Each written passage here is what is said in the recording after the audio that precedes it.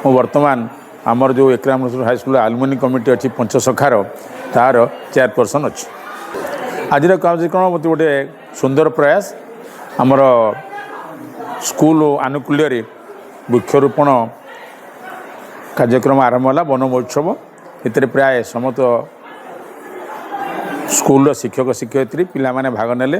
ତତ୍ସହିତ doctor Ekram Rasul ଯାହାଙ୍କ ନାମରେ ଏ ସ୍କୁଲଟା ନାମିତ ହୋଇଛି ତାଙ୍କର ମଧ୍ୟ 155ତମ ଜନ୍ମ ଉତ୍ସବଟାକୁ ମଧ୍ୟ ପାଳନ କରାଗଲା ଏବଂ ପିଲାମାନଙ୍କ ମଧ୍ୟରେ ତାଙ୍କର ଜୀବନର ସଂଘର୍ଷମୟ କାହାଣୀ ଏବଂ ଏ ସ୍କୁଲର ସ୍ଥାପନା ବିଷୟରେ ଅନ୍ୟାନ୍ୟ କଥା ଏଠାରେ ଯେଉଁ ଉପସ୍ଥିତ ବକ୍ତାମାନେ କହିଲେ ଫଙ୍କସନ୍ଟି ଅତି ସୁନ୍ଦର ଭାବରେ ହେଲା ଏବଂ ସମସ୍ତେ ଧନ୍ୟବାଦର ପାତ୍ର। ଆଜି ପ୍ରକୃତରେ ବନ ମହୋତ୍ସବର କାର୍ଯ୍ୟକ୍ରମ ଥିଲା। ତା ସହିତ ଏହି ବିଦ୍ୟାଳୟର ଅନ୍ୟତମ ପ୍ରତିଷ୍ଠାତା ଡାକ୍ତର ସୟଦ ଏକ୍ରାମ ରସୁଲଙ୍କର ମଧ୍ୟ ଜୟନ୍ତୀ ପାଳନ କରାଗଲା। ଏ ଦୁଇଟି ଯାକ କାର୍ଯ୍ୟକ୍ରମରେ ମୋତେ ଯୋଗ ଦେବା ପାଇଁ ପ୍ରଧାନ ଶିକ୍ଷୟିତ୍ରୀ ଡାକିଥିଲେ ଏବଂ ପିଲାମାନେ ବନ ମହୋତ୍ସବ ସମ୍ପର୍କରେ, ଗଛ ଲଗାଇବାର ଉପକାରିତା ସମ୍ପର୍କରେ ଏବଂ ଜଙ୍ଗଲ ରକ୍ଷା କରିବା ସମ୍ପର୍କରେ, ପରିବେଶ ରକ୍ଷା କରିବା ସମ୍ପର୍କରେ ବହୁତ କଥା କହିଲେ ଏବଂ ଶିକ୍ଷକ ଶିକ୍ଷୟିତ୍ରୀମାନେ ଉପଦେଶ ଦେଇକି ପିଲାମାନଙ୍କୁ କହିଲେ। ଏଠି ବୃକ୍ଷରୋପଣ କାର୍ଯ୍ୟକ୍ରମ ହେଲା। ଅପରପକ୍ଷରେ ଡାକ୍ତର ଏକ୍ରାମ ରସୁଲଙ୍କର ଜୟନ୍ତୀ ଏଠି ପାଳନ ହୋଇପାରୁନଥିଲା।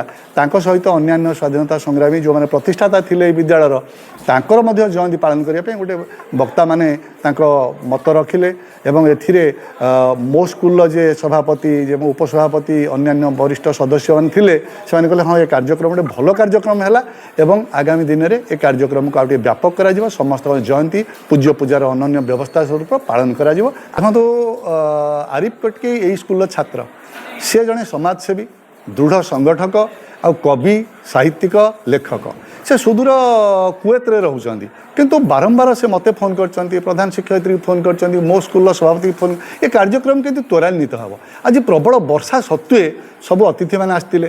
ପିଲାମାନେ ମଧ୍ୟ ସକାଳୁ ସକାଳୁ ଟିକେ ବର୍ଷା କମ୍ ଥିଲା ଆସିଥିଲେ। ଏଠି ଗଛ ଲଗା ହେଲା, ପିଲାମାନଙ୍କ ଭିତରେ ବିଭିନ୍ନ କମ୍ପିଟିସନ୍ ମଧ୍ୟ କରାଗଲା ଏବଂ ପିଲାଙ୍କୁ ସବୁ ପୁରସ୍କୃତ କଲା। ଆରିଫ କଟକି ସେ ସୁଦୂର କୁଏତରେ ରହିକି ଗୋଟେ କବିତା ମଧ୍ୟ ପଠାଇଥିଲେ। ମୋତେ ବାରମ୍ବାର କହିଥିଲେ ଯେ ବିଷ୍ଣୁ ସାର୍ ଏ କବିତାଟିକୁ ମୋର ଟିକେ ପାଠ କରିବେ ଏବଂ ତାଙ୍କ କବିତାଟି ମଧ୍ୟ ବହୁତ ବଢ଼ିଆ ହେଇଥିଲା। ଏକ୍ରାମ ରସୁଲଙ୍କ ଉପରେ ତାଙ୍କର କବିତା ଆଧାରିତ ଥିଲା। ପିଲାମାନେ ଶୁଣିଲେ, ଅତିଥିମାନେ ଶୁଣିଲେ, ବହୁତ ଚମତ୍କାର କବିତା। ବାଃ, ତାର ଗୋଟେ ଭାଷା ଆଉ ତାଙ୍କର ଯେଉଁ ଶୈଳୀ ଅତି ଉଚ୍ଚ କୋଟିର ଥିଲା। ନିଶ୍ଚିତ ଦେଖନ୍ତୁ ସୁଦୂର କୁଏତରେ ରହିକି ଗାଁ କଥା, ପୁଣି ଘର କଥା, ତାପରେ ପୁଣି ସ୍କୁଲ କଥା ଚିନ୍ତା କରନ୍ତୁ। ଏମିତି କେତେଜଣ ଭାବନ୍ତି? ଆରିଫ କଟକି ଯେତେ ଧନ୍ୟବାଦ ଯେତେ ପ୍ରଶଂସା କଲେ ବି କମ୍ ହେବ।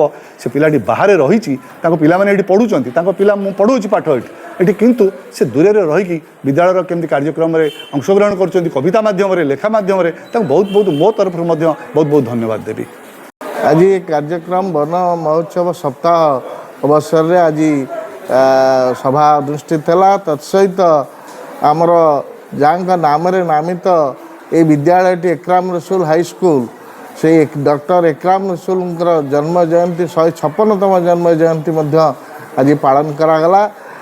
ବହୁତ ଆନନ୍ଦ ଲାଗିଲା ଏହି କାର୍ଯ୍ୟକ୍ରମଟି। ପ୍ରକୃତରେ ପୂଜ୍ୟ ପୂଜାର ନିଦର୍ଶନ ସ୍ୱରୂପ ଆମର ଯେଉଁମାନେ ଏହି ବିଦ୍ୟାଳୟକ ସ୍ଥାପନା କରିବାରେ କାନପୁର ମେଟକାପ ଏମଇ ସ୍କୁଲ ଏବଂ ଏକ୍ରାମ ରସୁଲ ହାଇସ୍କୁଲ ୟାକୁ ସ୍ଥାପନ କରିବାରେ ଯେଉଁ ସ୍ୱାଧୀନତା ସଂଗ୍ରାମୀ ଏବଂ ପୂଜ୍ୟମାନେ ଏଠି ଅଂଶଗ୍ରହଣ କରିଥିଲେ, ସୋମନାଥ ଶତପଥୀ, ବ୍ରହ୍ମାନନ୍ଦ ଶତପଥୀ, ନାରାୟଣ ସିଂ, ବ୍ରଜବନ୍ଧୁ ଦାସ, ବାଳକୃଷ୍ଣ କର ପ୍ରଭୃତି ସମସ୍ତଙ୍କର ଆଗାମୀ ଦିନରେ ଆଗାମୀ ବର୍ଷ ଏକ୍ରାମ ରସୁଲଙ୍କ ସହିତ ଜନ୍ମ ଜୟନ୍ତୀ ପାଳନ କରିବା ପାଇଁ ଏ ସଭା ସ୍ଥିର କରିଛି। ତେଣୁ ଆନନ୍ଦର କଥା। ସମସ୍ତଙ୍କୁ ପ୍ରଧାନ ଶିକ୍ଷୟିତ୍ରୀଙ୍କୁ ବହୁତ ବହୁତ ଧନ୍ୟବାଦ ଯେ ଏହି କାର୍ଯ୍ୟକ୍ରମକୁ ଆୟୋଜନ କରିକି ସଫଳ କରିଛୁ। ଆଜି ଯେଉଁ ଏକ୍ରାମ ରସୁଲ ହାଇସ୍କୁଲର ବନ ମହୋତ୍ସବ ପାଳନ କରାଗଲା ଏବଂ ତତ୍ସହିତ ଗୋଟା ଏଇ ସ୍କୁଲର ଯେ ପ୍ରତିଷ୍ଠାତା ଥିଲେ ଡକ୍ଟର ଏକ୍ରାମ ରସୁଲ, ତାଙ୍କର ପ୍ରଥମ 155ତମ ଜନ୍ମ ଜୟନ୍ତୀ ପ୍ରଥମ କରି ଆଜି ଆରମ୍ଭ କରାଗଲା। ଆଜି ବର୍ଷା ସତ୍ତ୍ୱେ ବି ସମସ୍ତେ ତାଙ୍କର ଯେଉଁ ମହାତ୍ମାଙ୍କର ଯେଉଁମାନେ ଏଠି ସ୍କୁଲର ଅବଦାନ ଥିଲା ସେମାନଙ୍କର ଗୁଣଗାନ କଲେ ଏବଂ ଗୋଟେ ପୂଜ୍ୟ ପୂଜାର ଆଜି ଆରମ୍ଭ କରାହେଲା। ଆର ବର୍ଷକୁ ଯଦି ଭଗବାନ ଚାହିଁବେ ତାହେଲେ ଆଉ ଟିକେ ଭଲ ଭାବରେ ଏଇଟା କରାଯିବ। आज आम विद्यालय दुईटी प्रोग्राम चलता गोटे वन महोत्सव जेहेतु 1 रु 7 जांगर जुलाई प्रथम सप्ताह वन महोत्सव से वन महोत्सव होता एवं आम डॉक्टर शहीद एकराम रसलूंकर जन्मवार्षिकी आम 17 तारीख पालन करा विद्यालय बंद थी तेणु आज दिन यही अंचल बुद्धिजीवी मान को डाकी एठार जन्मदिवस पालन करें यही कथा को आज प्रथम आरंभ करागला आगामी दिन में बड़ आकार समस्त अंचल बुद्धिजीवी मानकर जन्मदिवस को एक दिन में पालन करने आज समस्ते स्वीकृति प्रदान कले 1 रु 17 नहीं 17 तारीख थिला जेहेतु विद्यालय बंद थिला तेणु आम जुलाई प्रथम सप्ताह पालन कलु।